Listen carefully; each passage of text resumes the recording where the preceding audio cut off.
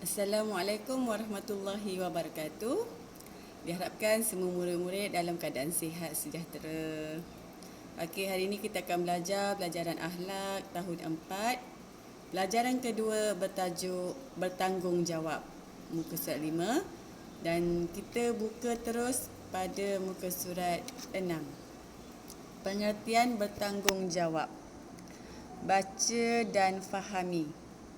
Bertanggungjawab ialah kesanggupan untuk memikul dan melaksanakan tugas serta kewajipan yang telah ditetapkan selagi tidak bercanggah dengan syarak. Dalil bertanggungjawab, firman Allah Subhanahu wa taala, Bismillahirrahmanirrahim. Inna sam'a wal basara wal fuada kullu ulaika kana anhu mas'ula. Surah Al-Isra ayat 36. Maksudnya, sesungguhnya pendengaran dan penglihatan serta hati, semua anggota itu tetap akan ditanya tentang apa yang dilakukannya. Okey, teruskan ke surat 7. Bahagian bertanggungjawab. Bahagian bertanggungjawab ni ada 6. Tengok, alif. Tanggungjawab kepada diri sendiri.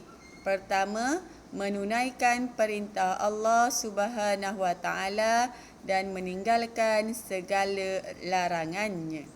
Kedua, tidak mensyirikkan Allah Subhanahu wa taala.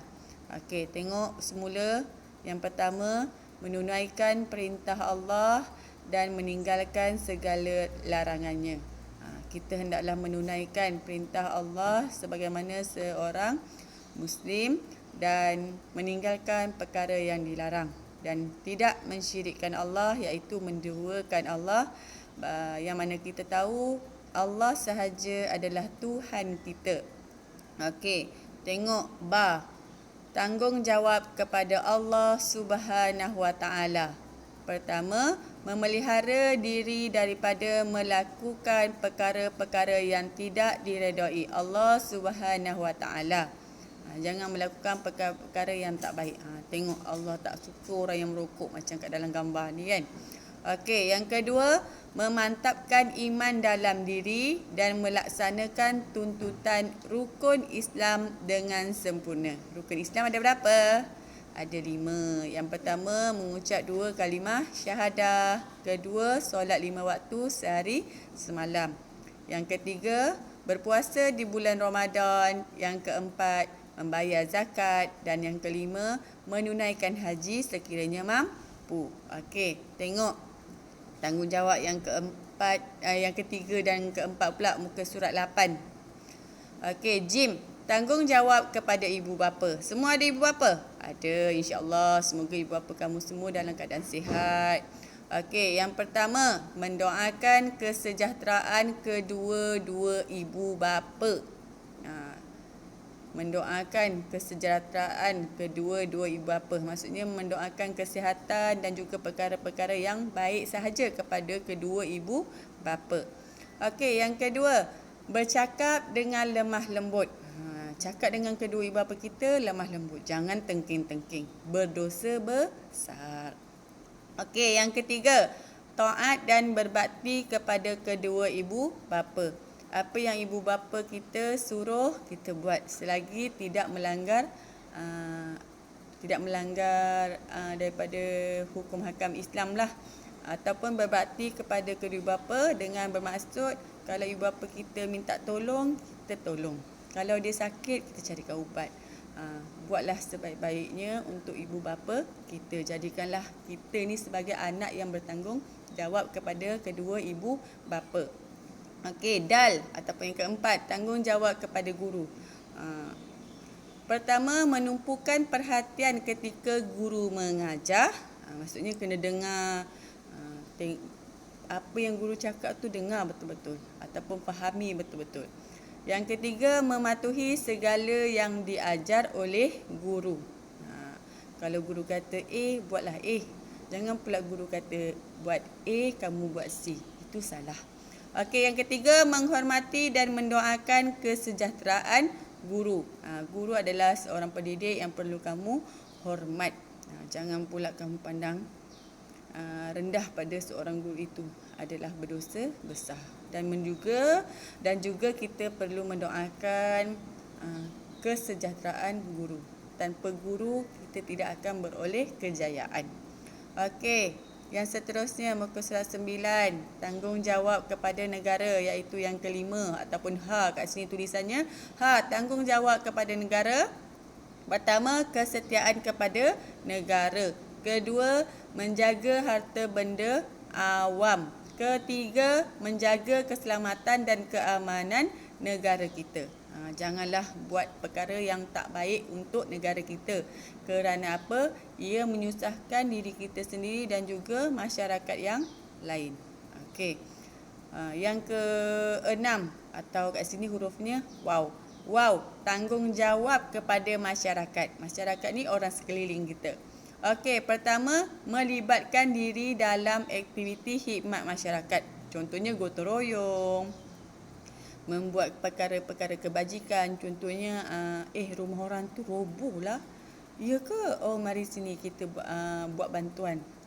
Kutipan derma ataupun membina semula rumah orang yang ditimpa musibah. Okey, yang kedua, saling menasihati dan berbuat baik dengan jiran. Jiran ni siapa? Jiran adalah orang yang terdekat dengan rumah kita. Walaupun orang itu susah, kita kena tolong. Walaupun orang itu kaya, kita kena hormat. Jangan pula kita dengki dengan jiran kita. Mentang-mentang dia kaya, lantak lah sana. Boleh ke? Tak boleh. Okey, yang ketiga, memelihara kerukunan hidup berjiran. Maksudnya saling bertolak ansur kepada jiran. Kalau kita susah, orang yang perlu kita minta tolong adalah jiran. Malah tahu dah kita marah-marah jiran, kita susah, siapa pula yang nak tolong? Jiran kita, dia yang terdekat dengan kita. Betul tak? Okey. Jadinya sentiasalah berakhlak mulia, mempunyai tanggungjawab terhadap masyarakat, negara, lagi apa? Guru, ibu bapa, Allah dan juga diri sendiri. Okey.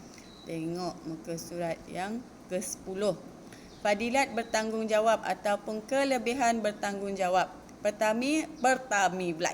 Pertama, dikasihi Allah Subhanahu Wa Taala dan Rasulullah sallallahu alaihi wasallam. Allah sayang kita, apalagi Rasulullah, sedangkan kita umat Rasulullah sallallahu alaihi wasallam. Okey, yang kedua, disukai oleh ibu bapa dan masyarakat. Ibu bapa mana yang tak suka anak-anaknya seorang yang bertanggungjawab, apalagi masyarakat.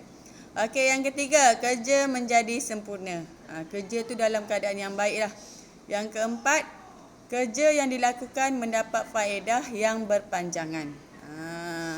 Yang seterusnya, akibat tidak bertanggungjawab. Kalau kita tak bertanggungjawab, apa yang kita dapat pula?